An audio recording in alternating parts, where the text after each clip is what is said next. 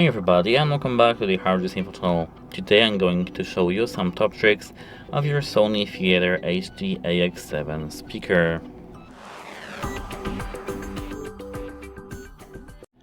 So at first, the best thing for me is that we can connect our speaker to the TV, Windows, PC, laptop, PC, MacBook, phone, iPhone, everything. We can connect the speaker to everything because of the Bluetooth connection mode.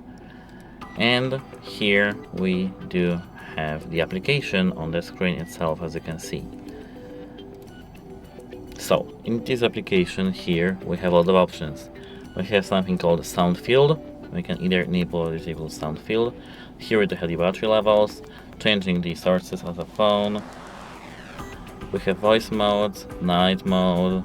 We can manage the volume level here, mute and unmute our speaker, manage the rear level, volume level, bass level, and here we do have the ALTA codec, which is able to enable here. Here we do have in the system settings auto standby, which is the auto feature, a Bluetooth standby, which means that we can turn on our device using the app. We have the tones and voice prompts, we can manage the LED lights, and actually that's it. Hope it helps you, and goodbye.